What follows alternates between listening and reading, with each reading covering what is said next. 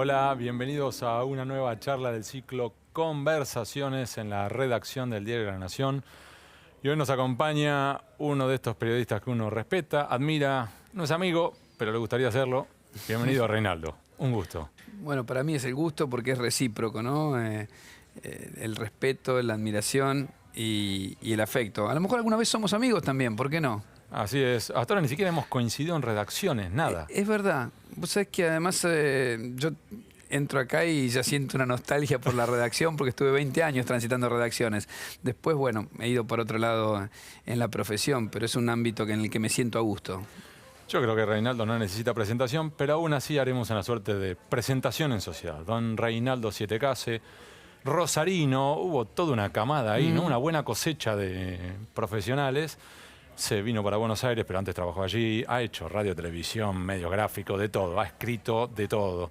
Y de hecho, lo que nos servirá hoy de disparador es este libro que ha escrito ahora, que es No pidas nada. Hay dos libros que están circulando. El otro es una reedición. De un crimen argentino, mi primera novela, sí. Exacto.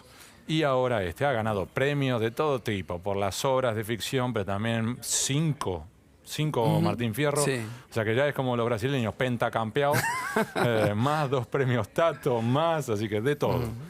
Y la primera pregunta es, si querés una cuestión de curiosidad personal, ¿de dónde sacás tiempo para escribir? Hoy estás haciendo radio, Sí. estás haciendo televisión. Sí, Telefe, sí, y radio con vos. Y estás además escribiendo. ¿Cómo haces? Bueno, simplemente porque lo que escribo es ficción. Yo creo que mi productividad, si se quiere, al margen de la cantidad de laburo periodístico que tengo, que siempre es mucha, tiene que ver con que aún después de 10 horas de laburo en el periodismo, en la radio, en la tele o escribiendo, me siento a escribir literatura y yo lo siento como un descanso, no lo siento como un peso.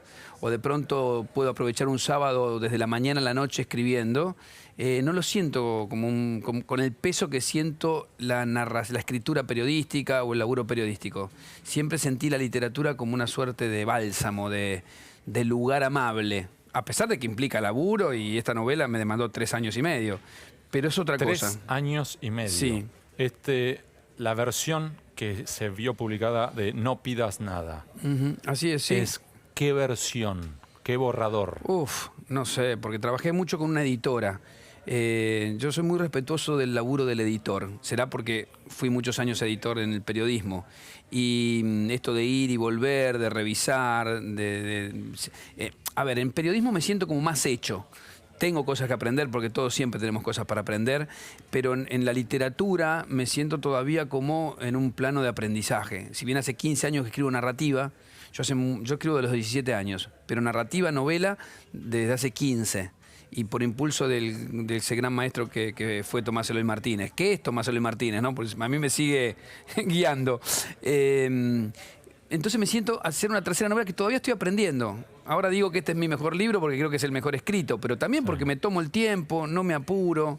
Sé que lo hago por una cuestión placentera, entonces si tengo que revisarlo 10 veces, 15 veces, lo hago. Si queremos abrir un poquitín la puerta a la cocina narrativa. De la estructura madre que vos tenías en la cabeza, ¿cuánto quedó en esta versión final? Y quedó la historia original. Yo acá me había enterado en el medio del laburo periodístico suelo guardar cosas que digo, esto, y lo separo. Y quizás después lo uso o no lo uso para la ficción, o puede ser el germen de una nota periodística. Acá había leído que había varios militares que se habían suicidado, detenidos por crímenes de lesa humanidad. Y dije, en una nota pequeña que hizo Eugenia Sicabo, en una revista de cultura.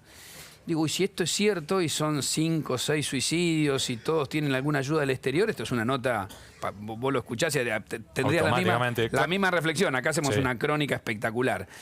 Cuando indagué un poco más, había 2 casos, otros eran motivos personales, pero eran 2 o 3 casos nada más, no daba para una nota. Y lo guardé. Pero me quedo dando vueltas y ese fue el germen de la novela. Es decir, ¿por qué se matan los que se matan? Me rondaba la cabeza. Digo, le voy a dar una solución de ficción.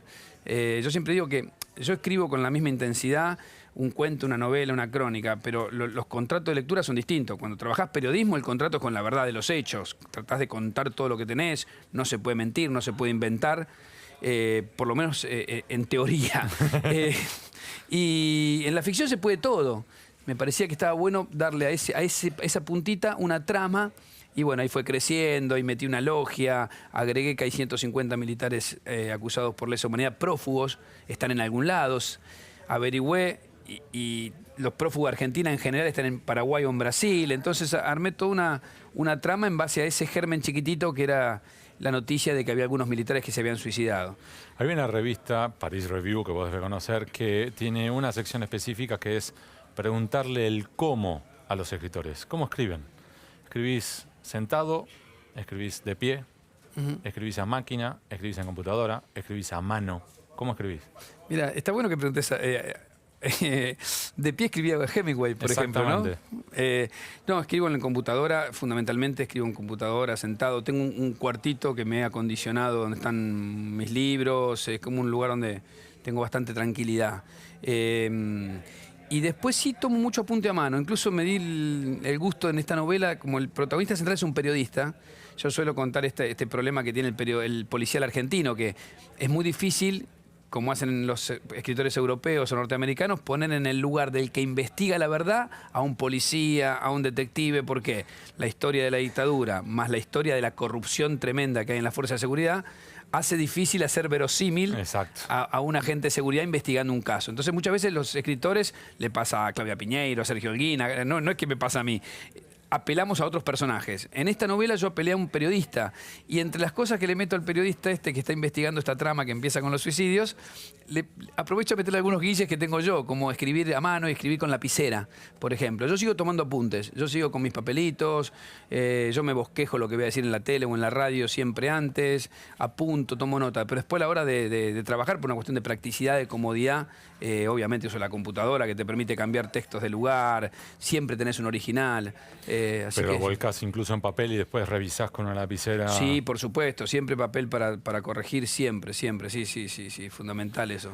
Y en el formato también de un escritor, ¿cuándo decís, terminé, ya no toco más? Bueno, es difícil eso, es difícil. ¿Por qué? Porque siempre hay cosas modificables. Llega un momento que creo que por cansancio y porque te parece que está bien, yo lo voy a leer a 2 o 3 personas. En este caso trabajé con Bettina González, que es una gran editora, y bueno, ella me dijo, mira, yo creo que no hay mucho más para tocar, pero bueno, tengo amigos a los que les doy el material para leer y de pronto te agregan cosas que no son literarias, pero son para modificar cosas, sobre todo en un policial, una novela negra que tiene que ser perfecta, no te puedes equivocar, ¿no? Hay que tener mucho cuidado con eso, porque el lector detecta muy rápido cuando hay alguna falla, ¿no? ¿Y qué es lo más lindo del policial? No sé, en mi novela anterior yo siempre cuento que en A cuántos hay que matar hay una escena donde se tira un rescate desde un tren. Y yo me tomé 6 o 7 veces ese tren. Y me bajaba y veía si el bolso podía caer en el lugar. Y vos me decís, pues lo podés inventar si estás haciendo ficción. Sí, pero además que me gusta, no es por vicio periodístico que investigo, porque lo hacen también los otros escritores de policiales. No hay que equivocarse en el policial. El policial es un relato que tiene que ser muy, muy preciso. Y además tiene que ser una historia bien contada, porque el lector no te tiene la paciencia de Borges o de Pound, ¿no? Así que bueno, es muy divertido eso. Este es un tan buenísimo libro y hay 2 tramas paralelas, ¿sí? Sí. Hay una de las tramas, no voy a contar ningún tipo de spoiler, así que tranquilo, ocurre en Río de Janeiro. Sí. Y hay un nivel de detalle de Río. ¿Vos conocés Río? ¿Estuviste en Río? Sí, estuve mucho tiempo en Río. Yo viví en Río 6 meses, hace muchísimo tiempo, cuando era muy joven, pero aparte tengo amigos, tengo un ahijado, viajo mucho. Se nota, ¿eh? Sí, tengo amigos periodistas, he estado en favelas, los he acompañado a notas, y tenía muchas ganas en esta tercera novela. Digo, tengo que ver si me animo a varias cosas. Cambiar de locación, yo quería que empezara en Buenos Aires y terminara en Brasil. La trama me lo pedía porque estamos hablando de gente, de prófugos que se van a Paraguay o a Brasil. A algún lado. Bueno, claro, me gustaba la idea de que sea Brasil, porque además conozco bien Río, lo conozco bien.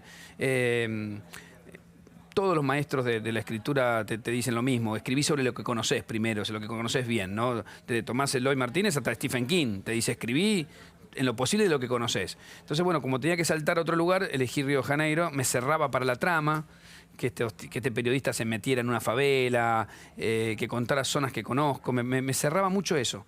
Y el otro salto que quería hacer era que hubiese algo realmente extraordinario y surreal que no rompiera el verosímil de la novela. Lo estás contando vos, no yo, ¿eh? No, yo no quiero estoy spoilear. no estoy diciendo qué, pero me quería animar a eso. Entonces, ¿qué mejor que Brasil? Que que tiene Todo. mucho del surrealismo latinoamericano, ¿no? Las creencias afrobrasileras, es el país con más católicos, con más evangelistas, con más espiritistas, con más cultos afro. Todo eso Brasil. Y tiene una suerte de caos, narcotraficantes, favelas tomadas por las milicias paramilitares. Era como un escenario muy atractivo. Exacto. Así que bueno, la idea era esta, ir de Buenos Aires a Río, ¿no? Ahora, Reinaldo, a su vez, si querés, por deformación profesional, siendo periodista, yo iba anotando varias de tus frases sobre el periodismo. Y por un momento yo me preguntaba si vos estabas más encarnándote en el periodista y en alguna frase en el editor del periodista. En el jefe del periodista. Sí, entonces era más de una vez, era como sentía como decir, ¿y en esta cuál realmente pensará? Y acá hay un par de frases justamente sobre el periodismo que son las siguientes. Y además están en páginas opuestas, 24 y 25. Así que bien breve lo voy a hacer, ¿eh? 1. Primera frase. Desconfío de los periodistas que, cargados con sus tablets y sus teléfonos móviles de última generación, creen que portan la solución a todos los problemas. Se mueven como una manada de pedantes. La otra. De eso se trata mi oficio. De acertar con los interrogantes correctos y luego buscar obsesivamente las respuestas. Perseguir a la ballena blanca, aunque haya que dejar pedazos de cuerpo en alta mar. Sí, hay una analogía con Moby Dick, porque justo estuve leyendo Moby Dick, no la había leído. 700 páginas, la obra de Melville. Pero bueno, cada tanto trato de buscar algún clásico Bueno, que no haya yo lo encaré leído. 2 veces y lo dejé a mitad de camino. Y es difícil, porque le sobran 300 páginas. Hay 300 páginas que no son la historia, sino cómo se desolla una ballena, qué sé yo, que sobran. Pero así se escribía antes. Pero es una novela maravillosa, porque la historia es una obsesión, ¿no? El tipo este... Pero vuelvo buscando a la ballena. otra obsesión, la periodística. Sí. ¿Vos estás harto del periodismo, cansado del periodismo? Estoy asqueado? desencantado. Estoy desencantado del periodismo. Por eso cuando me preguntan, che, ¿vos sos el periodista? ¿Sos el Tano Gentili? Y yo digo, no, lo que sí le trasladé es mi desencanto. Yo estoy un poco desencantado porque, a ver, yo he visto en estos últimos años cómo la verdad dejó de ser un tema importante. Ya me da la sensación que salvo excepciones, importa más que con lo que publicás o contás afectes al otro, generes influencia sobre algo, que contar lo que pasa.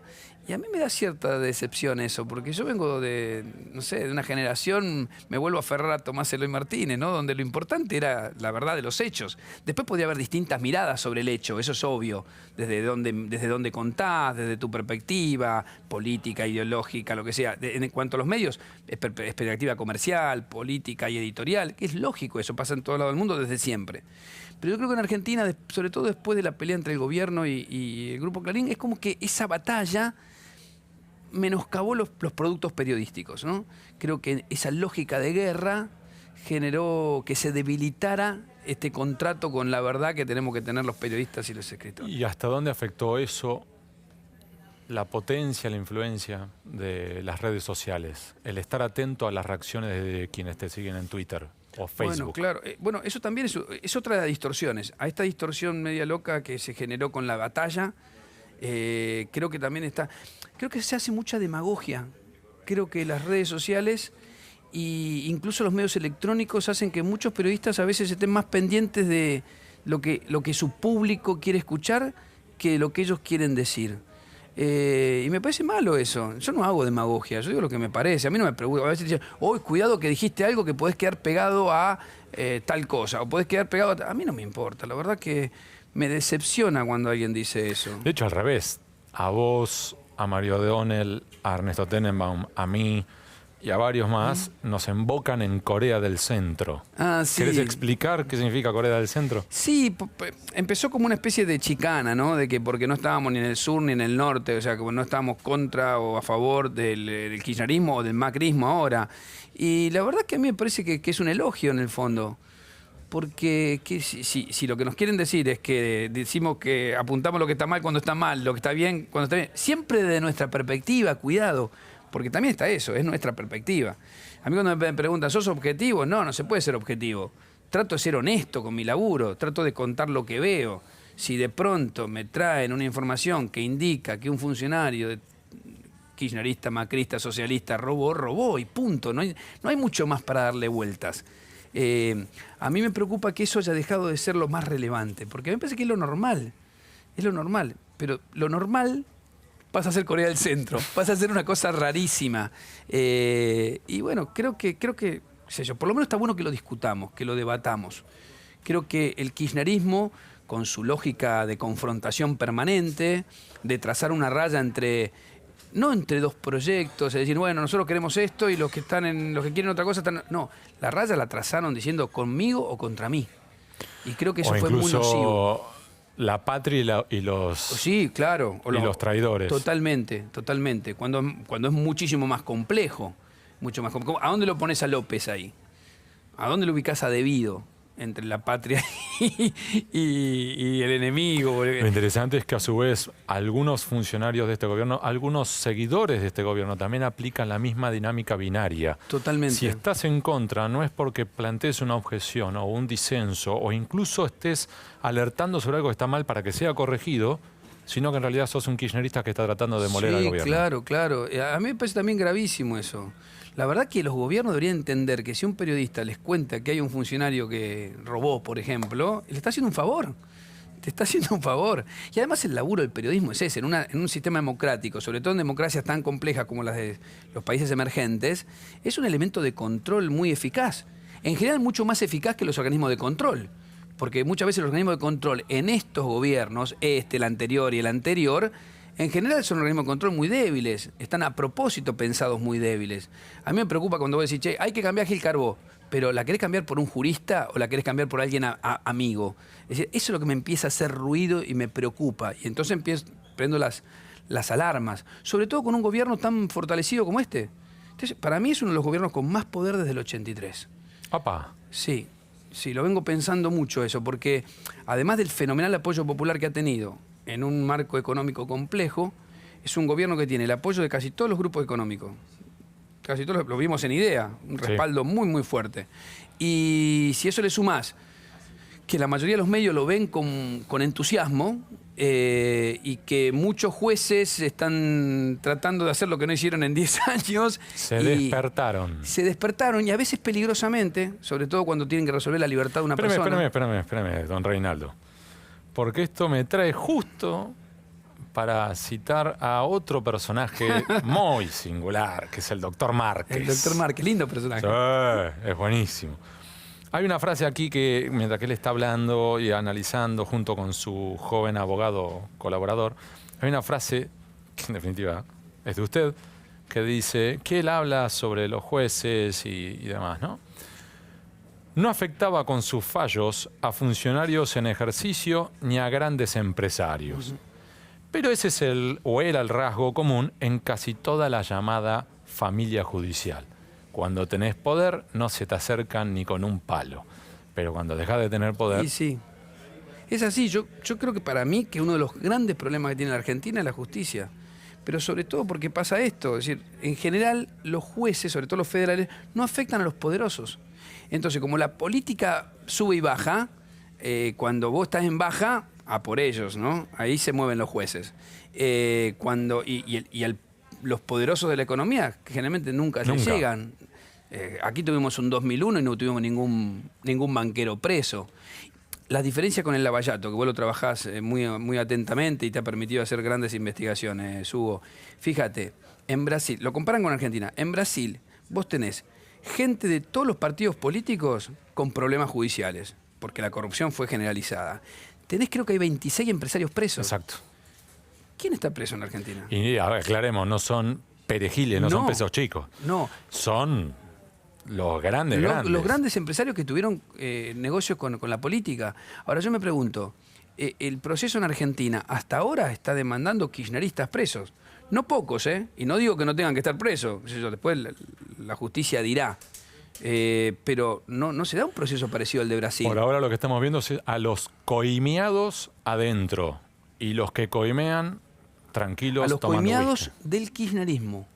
Entonces yo digo, otra vez, y no me importa nada que alguien diga, está defendiendo. No estoy defendiendo a nadie. Estoy describiendo una situación que es recurrente en Argentina. Entonces me preocupa. Y me parece, me siento en la obligación, no sé si es ética, si es conmigo mismo, de decirlo. Simplemente advertirlo. De hecho, hay otra frase que varias páginas después, en la página 189, complementa esto. Desde el fondo de los tiempos, el poder y el dinero otorgan inmunidad. Y es así, no tengo que explicar demasiado. Pero mira cuántas cosas aparecen en una ficción. Sí. Ahora que me lo notas, No, me lo haces tengo notar. repleto de anotaciones. Sí, me por lo haces todos lados. notar. Que no se asuste. Es una historia entretenida Es ficción, y divertida. Y es ficción. aclaremos. Sí, sí. ¿La pasaste bien? Sí. Lo que más me importa es eso. No, está buenísimo. Yo siempre digo que el policial, y hago una pequeña digresión, el policial tiene una cosa maravillosa. Yo por eso escribo policiales, porque me gusta mucho leer policial. El policial tiene dos cosas. Primero tenés que escribir una historia y contarla bien. Tiene que ser atractiva, porque si el lector lo tenés que atrapar y llevar hasta el final. Pero además te permite contar una sociedad. Cuando vos lees, no sé, los policiales norteamericanos, sabes cómo son las relaciones sociales, qué pasa con la justicia, cómo es el nivel de corrupción, la policía, aprendés un montón de cosas. Yo siempre cuento que cuando leí Henning Mankell por primera vez, el autor sueco, de policiales, que tiene un inspector maravilloso que es Wallander, Sí. yo digo, pará, yo tenía una idea de Suecia que era idílica. De pronto me encontré que había nazis, que había empresarios corruptos, que había gente que contaminaba el medio ambiente, que había un montón de cosas. Y vos sabés que empecé a pensar que una buena manera de conocer una sociedad es leer algunos policiales, porque te da un reflejo inmediato, necesita ese telón de fondo verosímil que es muy, muy directo, ¿no? Sí, hay una frase en esa línea para conocer una sociedad, ¿no? Que vos lo abordás en Brasil en particular, pero en Latinoamérica en general, que es buenísima, que es un momento en el cual yo estaba leyendo de noche, me empecé a reír, me tenté, que yo creo que al gremio no le va a gustar nada, que es la siguiente. Toda telenovela es un cuento de hadas previsible, pienso. Esto lo dice el protagonista. Y en Latinoamérica constituye uno de los vehículos más perversos y refinados de la conciliación social. Suelo decírselo a mis amigos de izquierda.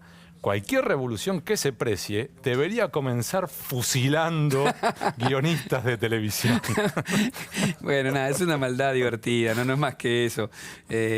García Márquez decía que la telenovela era un género fantástico, que no se le puede echar la culpa a la telenovela, porque es como el martillo. ¿Sabes este ejemplo? O construís una casa o le rompés la cabeza a un tipo. El tema es cómo usás esa herramienta, ¿no? Hay muy buenas telenovelas. Lo que pasa es que, bueno, quería hacer... ¿Qué tiene la novela, mirá, que te permite para jugar? Javier Cerca decía que es un género sucio. Vos podés meter cualquier cosa dentro. Cualquier cosa, ¿eh? Mirá, yo te meto cosas de la realidad, mis opiniones, mi mirada del periodismo, cualquier cosa. Lo único que no puede hacer una novela es aburrirte. Pero desde el Quijote para acá vale todo, te permite meter todo adentro. Y eso es muy divertido, es muy atractivo. Con todos los años que vos llevás en este oficio, vos ya hoy sos un senior. No digamos veterano, porque veterano ya es como si... bueno, pero viste que es veterano o senior, De lo que muchas quieras. vidas, sí. Pero sí. Al mismo tiempo, has cruzado la línea y has escrito ficción. Esa frase de la verdad supera la ficción, ¿vos lo sentís que es así? Mira, yo creo que el discurso, vuelvo a García Márquez, el discurso de García Márquez cuando recibió el Nobel, si no me equivoco, en 1982, él usa esa idea.